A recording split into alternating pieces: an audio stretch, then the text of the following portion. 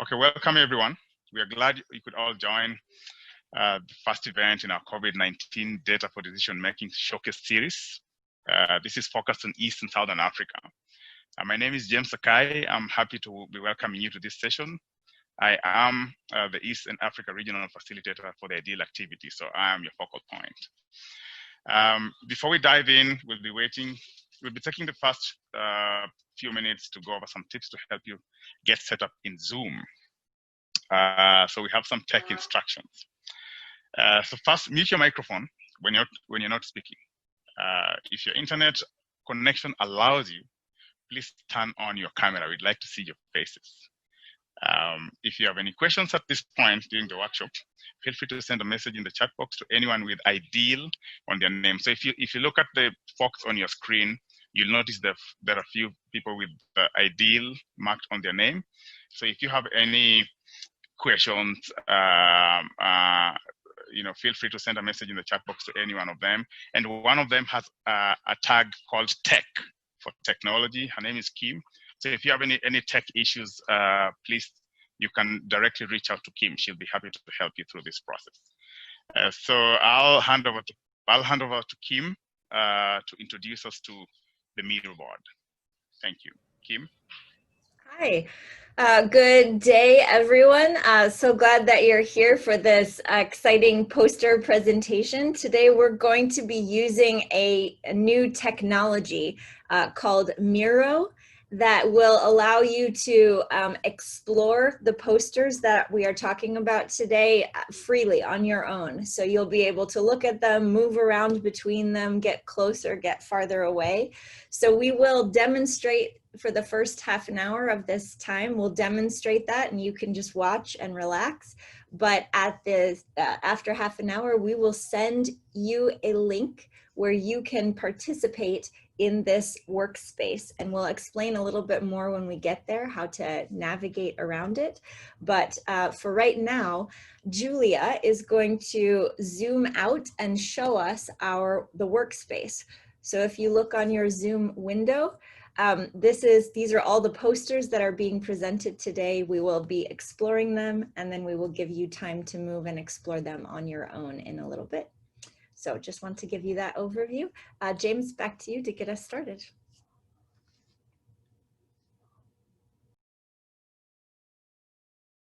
And James, it looks like you are muted. All right, sorry about that. Thanks, Kim. So team, for the first few months, IDEAL's COVID-19 M&D Learning Series has organized a handful of events focused primarily on data collection challenges caused by COVID-19. Now, several months into the onset of COVID, we wanted to provide an opportunity for programs to share some of the findings that have come out of these data collection efforts and how these findings are being used to make programs more effective. So essentially, we previously focused a lot on data collection and how to navigate that process, in the midst of COVID-19. But today we spend a bit more time just, listening to how and learning how how we're all making use of data to make decisions in our activities. So today's conversation is not about data collection; it's more about how we make the use of data. And so we'll hear from 6 presenters in the East and Southern African region about their experiences. Each presenter will give a quick elevator pitch about why they think about why you should come visit their virtual poster. So this is it's going to be like a gallery walk. It's going to be a fun process. After you've heard the pitches from each of the presenters, you'll have the opportunity to roam between Zoom breakout rooms freely, visiting any posters and talking with any presenters who piqued your interest. We also invite you to view the 2 additional posters on the board for which there are no presenters here today. Now, I'd like to invite each of our presenters to give a brief description of the programs they represent and why you should visit their poster. So essentially, we are going into the elevator pitch session where our 6 presenters are going to be attracting you to their, showcase. So we'll have my colleague Julia will be guiding us through this process. So don't worry about technology. Just follow what is on your screen. And so we'll start off with Arno. And Julia you can see Arno is on your screen. So we give Arno an opportunity to do an elevator pitch. So Arno, it's your turn. Great, thank you so much. Just to confirm, can you hear me well?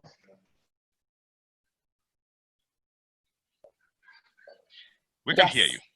Yes, perfect. All right, let's start. Hello, everyone. My name's Arno Bratz, and I'm Mercy Corps' DIFSML Director for the South Kivu Food Security Project in the DRC, transitioning to Uganda.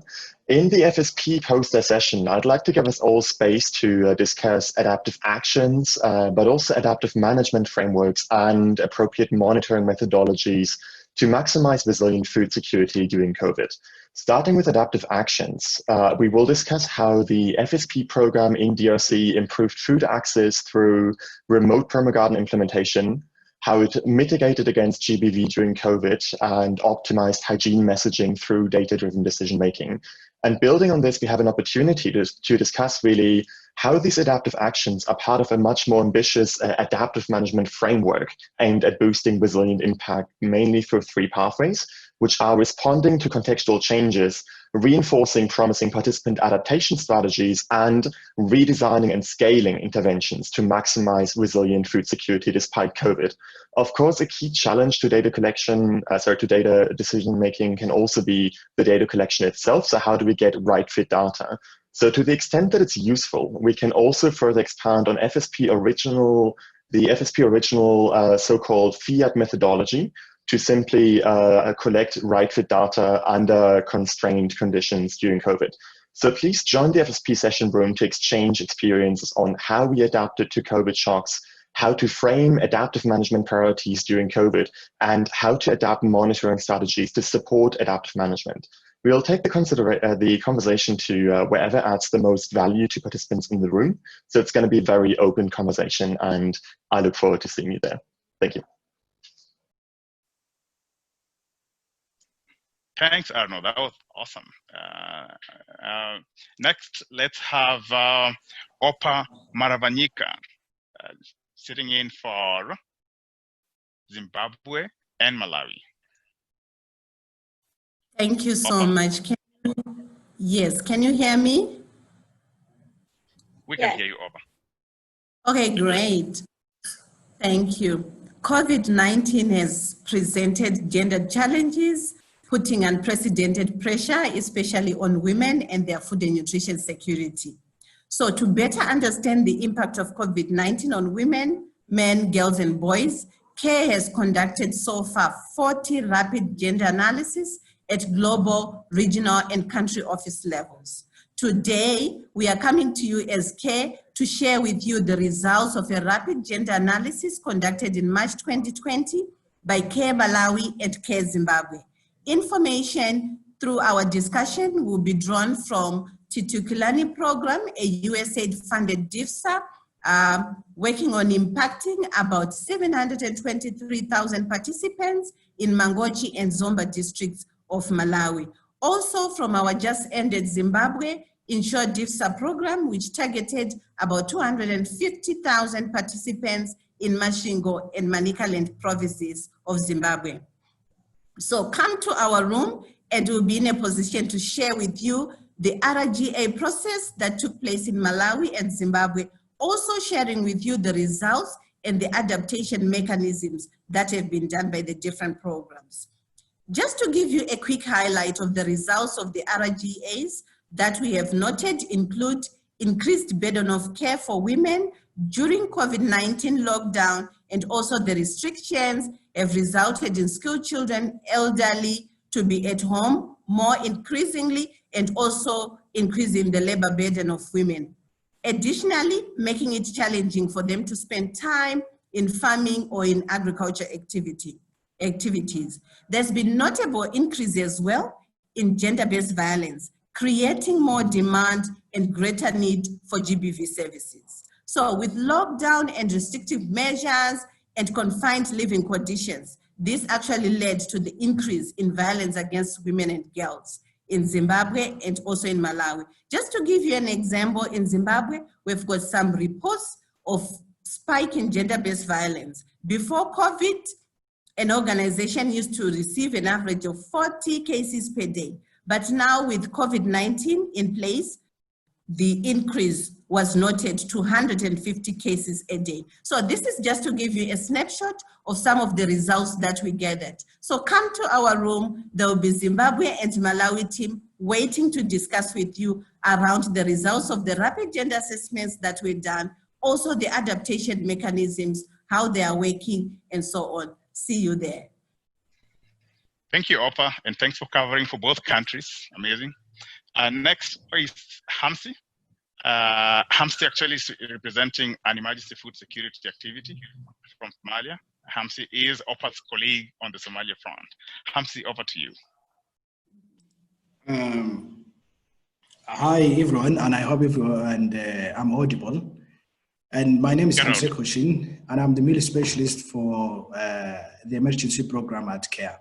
CARE is one of the largest humanitarian agencies in Somalia, where we distribute around $25 million for cash transfer.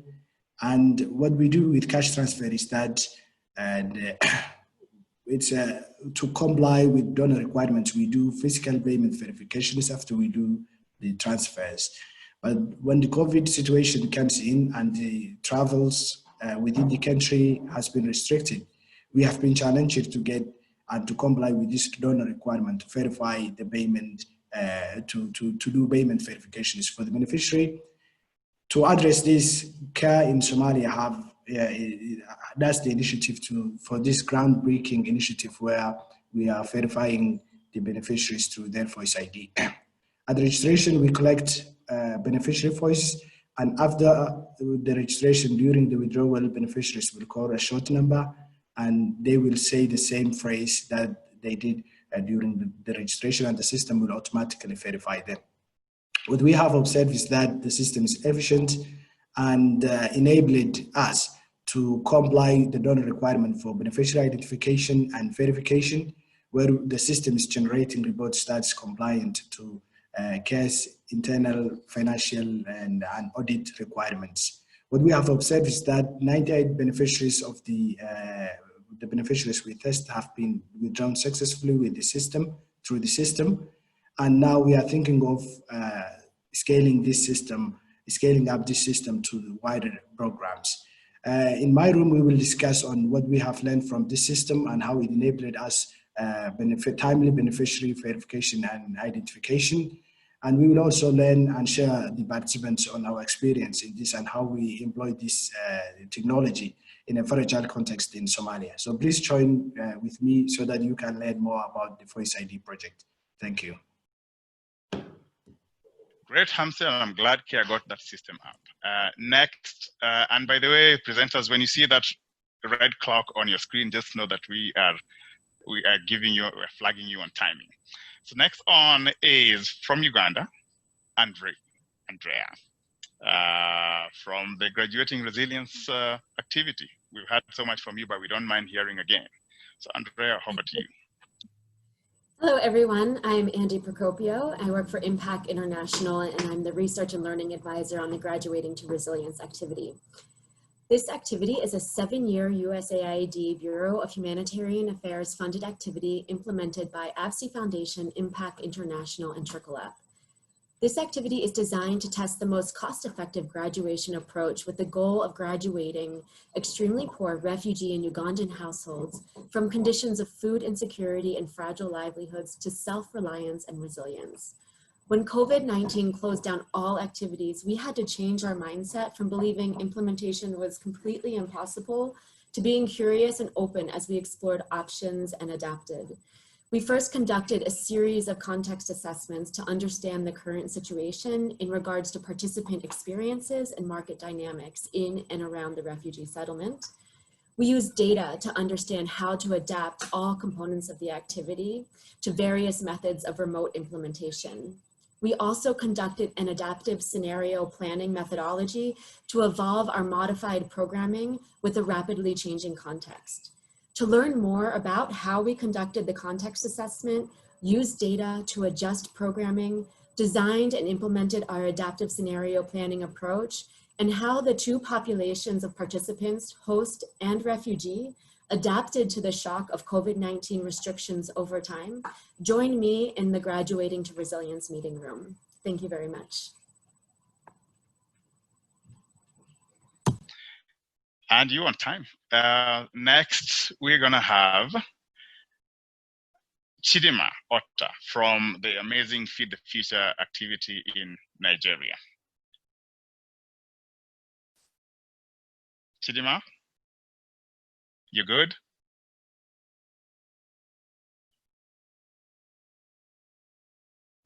Everyone, good morning, good afternoon. My name is Chidimami Otta, and I'm the male manager for Rural Resilience activity implemented by Mercy Corps. So the activity is actually a 5-year activity that is facilitating economic recovery and growth in conflict-affected areas of Northeast Nigeria. So the activity began to start up just in spring of 2020 at the onset of COVID-19. And activities were delayed. We had to use Mercy Corps market systems, resilience measurement to structure data collection analysis under 3 major topics. We looked at the shock impact of COVID, looked at the immediate responses, and as well as future expectations and sources of information on COVID. Data collection was driven by urgency and practicality with really limited sample frame and movement. And we had lots of team experts that analyzed data for trends and positive deviances. One of the key things that came out from this was successful innovations help maintain market activities and interactions through various models such as the agency models, the online services, and demand via credits. One of the things for us, the key things from this was a new activity. We had only about 4 staff at the onset of the activity, but midway into COVID, sometime in July, we still went ahead recruiting staff. We had at least about 35 staff, which made up about 80% of our staff, resuming amidst the COVID, and activity still going on. Rapid assessments and all of that still going on. If you want to learn more about what Rural Resilience did as a new program without participants, without beneficiaries, without having all of these interactions, what we did to still increase our staff numbers and still go ahead with implementation, as well as understanding the disruptions in the market systems, the gender disruptions, and every other thing, please come into our room. We'll be expecting you. Thank you. Thank you, Chidima. And team, you'll notice that Chidima is from Nigeria, which is West Africa. So we intentionally put Nigeria on the platform together with us because they're English speaking.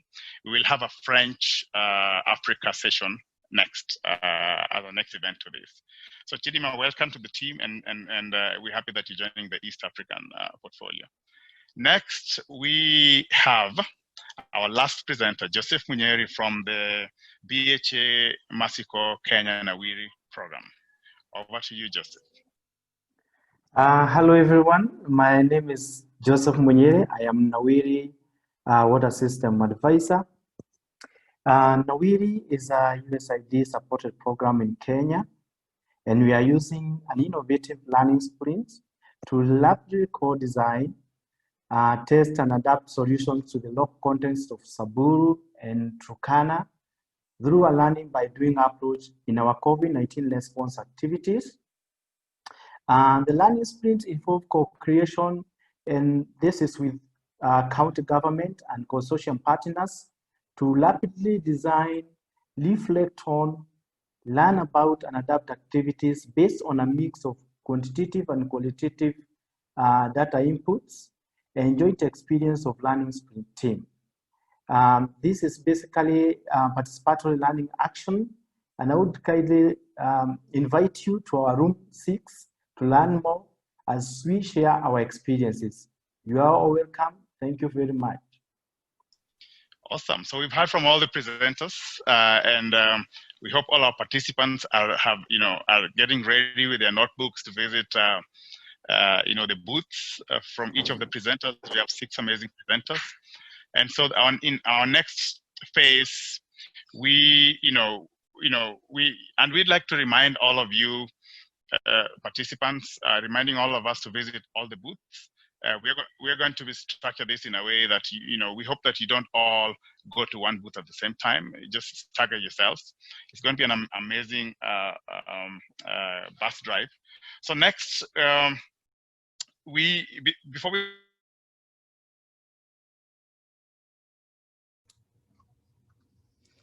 I think we lost connection with James for a moment, so I'm next, so I'll just take over.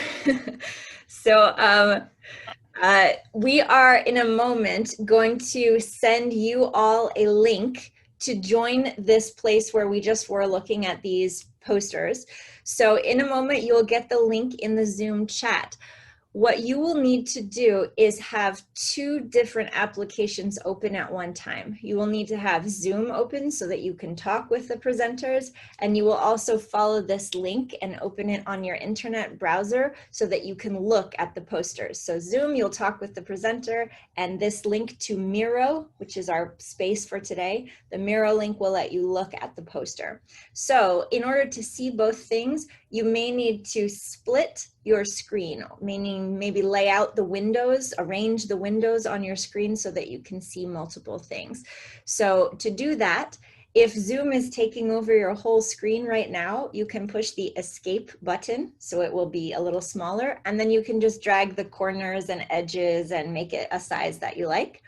And then when we send you the link to Miro, you can do the same thing with that. So it may take a few moments to get your screen organized, but if you have any problems, you can message me or wait a few moments and we'll help you here in the main room. Now, once you access the Miro link, you will go into this board that you see on screen right now. And Julia, if you go to the next frame, this will be what you all will see when you join the room. So you'll see this departures board that has all of the list of destinations. To choose a destination, all you have to do is click the blue arrow that's circled there. So you can choose any room that you prefer and click the arrow and you will go directly to that poster. Sometimes the arrows are very small, so if you can't see them, you might need to zoom in. Just like if you were standing in front of a poster in a room, you might need to walk a little bit closer to see it. Sometimes you'll need to zoom into these posters. So Julia, if you'll take that top layer off, we can look at some of the ways to zoom. You may need to exit the presentation mode to do that. Great, thank you. So if you are on a computer where you're using a mouse, if you have a scrolling wheel like this, you can just use that wheel to move in and out. If you're on a touchpad on a tablet, you can pinch to move in or out. And if you have a mouse that does not have a wheel, you can go down to the bottom corner where there's a plus and a minus, and you can zoom in and out that way. All right, so when you're in Miro, to move to different posters, just click the blue arrow and zoom in or out if you need to get closer. So you'll notice that there is a small orange circle next to each presenter. That is the room in Zoom where the presenter is waiting to talk to you. So once you choose a poster that interests you, you can go to that room to talk to the presenter and ask questions and discuss. So to do that, you'll need to change from Miro over to Zoom. So at the bottom of your Zoom window, in a moment, not yet, but in a moment, you will see a small icon that says breakout rooms, and it looks like 4 squares. If you click that room, it will click that icon, it will bring up a window with all of the room numbers, and you can choose a room number and join it. So if you're looking at poster number 3, you can go to Zoom, choose room number 3, and you will get to talk to the presenter of that poster. Now, some of you may have older versions of Zoom. If so, you might not have this button, the breakout room button, if you're on an old version, but that's no problem. You can always just leave the room you're in, come back to the main room, and we will help you move around wherever you need to move. So that is what we will be doing for the next 45 minutes. You can move freely between rooms, between Zoom rooms, and talk to different presenters. You can move freely in Miro and explore different posters. And if you're having a hard time moving, you can just wave at us on screen or unmute and ask for help, and we can help you. We're going to start by distributing everyone into these 6 rooms to begin. So we will automatically move you right now to one of the 6 rooms to start. You can have a short conversation there, and then after that, choose anywhere you want to go. All right, I think that's all I have to say here. So let's try it right now. So Julia, if you will stop your screen sharing, and paste the link to the Miro board into the Zoom chat. So everyone on the meeting right now, you can find the Zoom chat and you can click to access the board. So in a few moments, we should see many people joining us, and I see many people joining the room. Great, wonderful. So you now have the Miro board open. You might need to organize your screens so you can see Zoom and you can see the board with our departures on it. In a moment, Julia will move you into a breakout room. You will see on your Zoom screen something that says you are moving to room number 3 maybe, or 6 or whatever. And when you see that number, you can click on the blue arrow to join that poster. Okay, so if you have problems or questions, don't worry, take a breath. We will be here to help you, but we're going to go ahead and open the rooms now. I believe, James, is there anything else you want to add before we get started?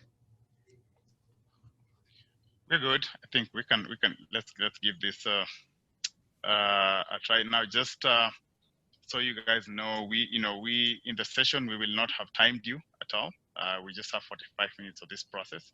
So we ask that you try to visit every room and move. We're not going to have everybody moving from room 1 to room 6. Just time yourselves in a way that you can make use of the 45 minutes to at least visit every. Thank you. Over to you, Kim. Okay, Julia, let's go ahead. We'll break out, and ideal folks, you can provide additional support in the room if anyone needs the link again or any other instructions. Yeah. Welcome back, everybody. This was some amazing interaction with both technology and people at the same time. And some great conversations in the breakout groups. Let me have my colleague Lloyd share a word with all of us.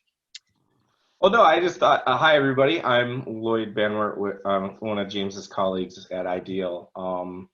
We just thought it would be fun to use the chat box. We have about 15 minutes left in the day. We're definitely going to end well within time. But it'd be fun to just take a few moments for everyone to write 1 or 2 comments around what they thought was really exciting about that experience, maybe something they found that was particularly difficult about that experience. This whole thing is new to all of us, not just you as participants, but also us as facilitators. And so we've been really excited about it. And so we just kind of want to hear that feedback for half a second in the chat box. So please, I'm just going to give everybody 60 seconds to think through a few things, and then we'll come back here in just 60 seconds. And for the presenters, I hope you enjoyed your pitches in your breakout rooms. So we're seeing lots of comments about Miro and it just being different, and a new way to experience it. I know there was some challenges moving in and out of rooms. So we hope that gets, we all adjusted to this Zoom life as it exists, 6 months ago. And so we hope to continue to encourage this kind of engagement and navigating between rooms as we get more comfortable with it over the coming months. Right.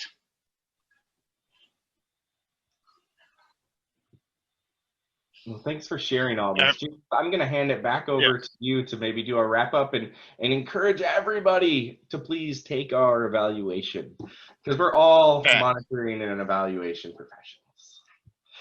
Yeah, let me also give about 60 seconds to 1 or 2 people who would like to share something they found like amazingly interesting with the process. You can unmute yourself. It's a first come, first serve. Our 60 seconds begin now. From the participants, anything interesting you'd want to highlight to the group? Hey everyone, my name is Randari with Mercy Corps Uganda.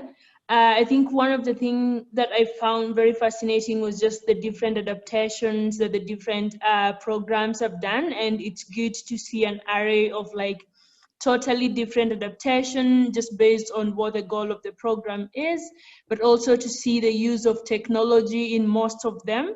There was a lot of talk about engaging the participants or the beneficiaries through technology, and just realizing that that's something that we have to think about, especially when we think about the people who are excluded, you know, access and all that. So I found that very interesting. So thanks to all the presenters.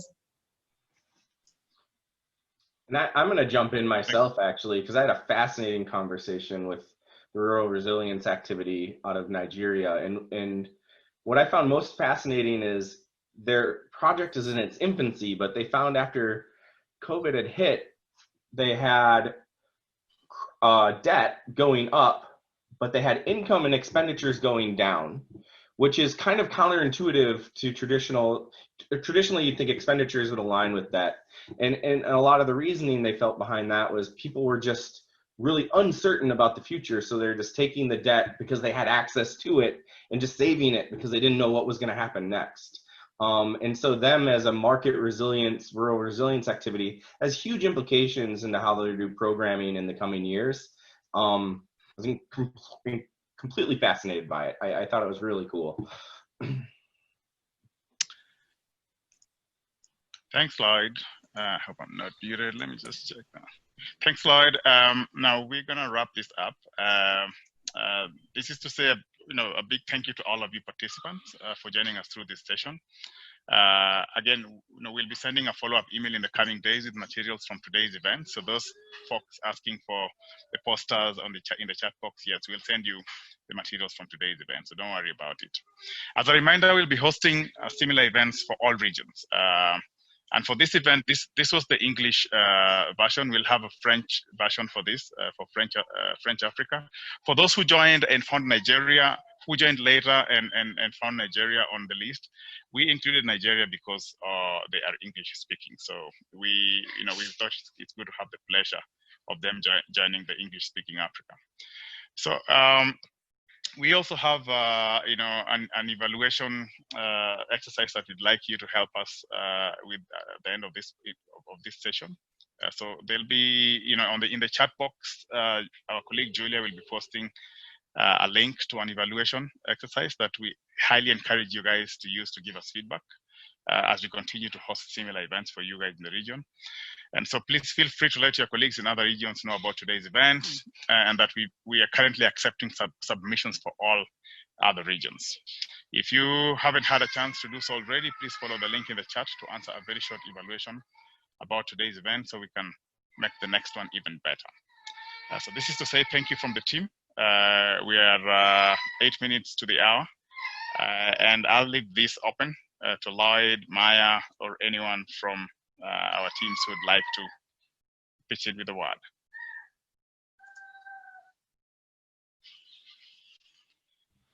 I'll just echo gratitude from all of IDEAL and encourage you, if you like this event, encourage your colleagues in other regions to send submissions to IDEAL for follow-on showcases. We will be sharing these in upcoming FSN network newsletters, so you'll see that coming through. The next one will be West Africa, but we're also planning this for Latin America, for Middle East, North Africa, and also for Asia.